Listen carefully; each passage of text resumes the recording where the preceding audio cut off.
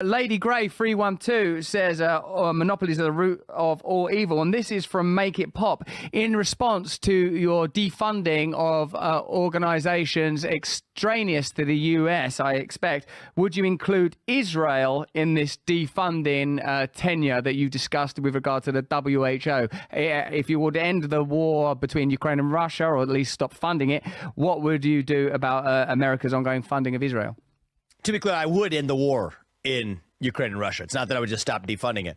I would negotiate a deal, and I just want to quickly hit this because it's probably the most important point that we haven't touched.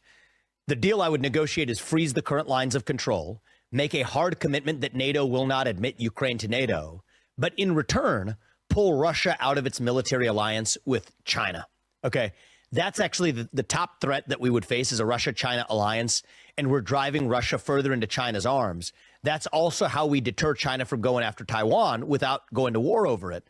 Because China's bet right now is if Russia's in its camp, the U.S. will be in a tough position. If Russia's not in China's camp, Xi Jinping has to think twice before going after Taiwan.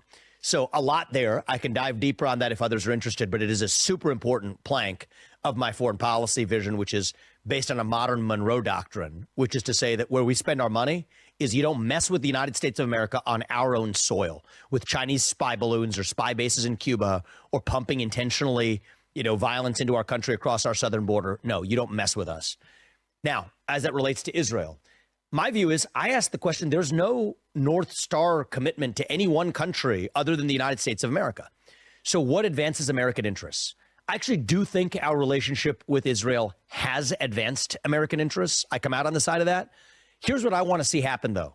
I want to negotiate. I'm a deal maker, okay? I want to negotiate now Abraham Accords 2.0. Get Saudi, Oman, Qatar, Indonesia in there. Get Israel on its own 2 feet. And I believe in standing by commitments that we've already made. So our commitments have, I think, $38 billion in aid, military support, et cetera, going in through 2028. I want to get Israel to the place where it is negotiated back into the infrastructure of the rest of the Middle East. We should not be worried about holding one nation or one region hostage over one particular question relating to Palestine. Go to Abraham Accords 2.0. That's good for Israel. It's good for the rest of the Middle East. It's good for us, such that come 2028, that additional aid won't be necessary in order to still have the kind of stability that we'd actually have in the Middle East by having Israel more integrated in with its partners. And I think that the Trump administration took a first step, getting Bahrain and some other countries. I think we need Saudi. I think we need Oman, Qatar, Indonesia, and others in there. And then I think that puts us in a position, it's everybody's position, to say we don't have to meddle.